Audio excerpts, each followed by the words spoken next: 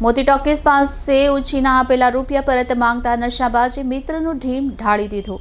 પોલીસે દારૂના નશામાં ચોર હત્યારા મિત્રની ધરપકડ કરી છે. સુરતમાં નજીકના મિત્રને 1.5 લાખ રૂપિયા આપતા તે પરત માંગતા મિત્રએ મિત્રનું ઢીમ ઢાળી દીધું હતું. પોલીસે જણાવ્યું હતું કે પૈસાની લેતી દેતીમાં યુવાને તેના મિત્રની કરપીણ હત્યા કરી હતી. યુવાનનું સ્થળ પર જ પ્રાણ પંખેરું ઉડી ગયું હતું. આ મામલે મૈધરપુરા પીઆઈ ચૌધરીએ જણાવ્યું કે પિયુષ ધનસુખ રાણા અને વિક્કી ઉર્ફે વિવેક હેમંત ચેવલી મિત્રો હતા.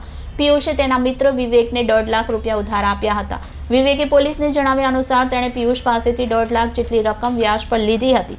મરનાર પિયુષ ઉર્ફે રામુ ધનજીભાઈ રાણાનો કેબલ અને ફાઇનાન્સનો ધંધો છે. તેણે વિવેક ચેવલીને ઉછીના લીધેલા નાણાં પરત આપવા માટે જણાવ્યું હતું.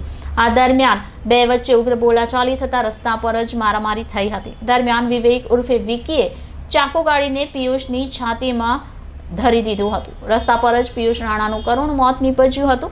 વિવેક ઉર્ફે વિક્કી નશાની હાલતમાં હતો. વિવેક ટેમ્પાની વર્દી મારતો હોવાની વિગત પોલીસે જણાવી છે. હત્યા કર્યા બાદ વિવેક ઉર્ફે વિક્કીએ ભાગવાનો પ્રયાસ કર્યો હતો, પરંતુ મૈધરપુરા પોલીસે તેને ત્વરિત પકડી લીધો હતો. મૈધરપુરા પોલીસે આ મામલે હત્યાનો ગુનો દાખલ કરીને વધુ તપાસ હાથ ધરી છે.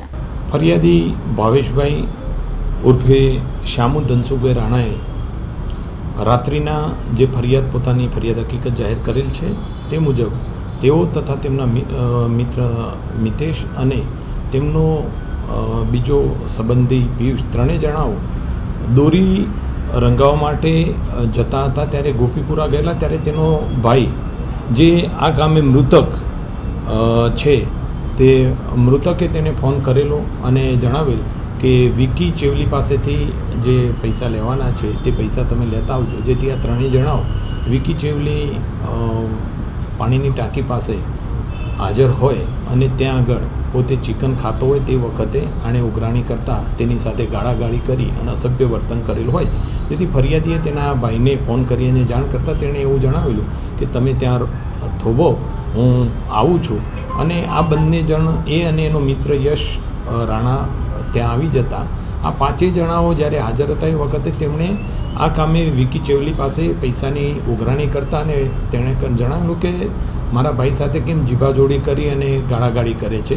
જેથી એકદમ ઉશ્કેરાઈ જઈ વિક્કી ચેવલી તરત જ એમ બોલેલો કે તમે અહીંયા ઊભા રહો, હું આવું છું એમ કરી અને પાણીની ટાંકીની જસ્ટ પાછળના જ ભાગે પોતે રહેણાંક મકાન ધરાવતો હોય ત્યાં રહેણાંક મકાનમાંથી એક છરો લઈ અને આવી અને ફરિયાદીને કંઈ સમજે એ પહેલાં તેણે મૃતકના ડાબી બાજુના બગલના ભાગે મારી દીધેલ અને મૃતક ત્યાં જ ફસડાઈ પડે અને હોસ્પિટલાઇઝ કરતાં જેને ડૉક્ટરશ્રીએ મૃત જાહેર કરતાં આ મુજબની ઘટના ઘટેલી હતી.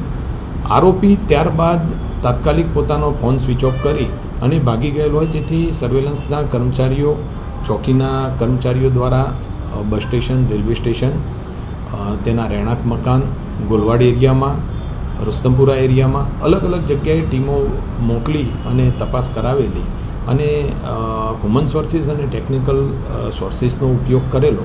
જેમાં આરોપી ગોડાદરા બાજુ હોવાની ચોક્કસ માહિતી મળતા સર્વેલન્સ સ્ટાફના હેડ કોન્સ્ટેબલ દિલીપભાઈ અને એમની સાથે બે પોલીસ કર્મચારીઓ સાથે આરોપીને ગોડાદરાની અને પૂણા વચ્ચે પકડી લીધેલ અને તાત્કાલિક ગણતરીના કલાકો તેને પકડી લઈ અને આગળની કાર્યવાહી કરવામાં આવી.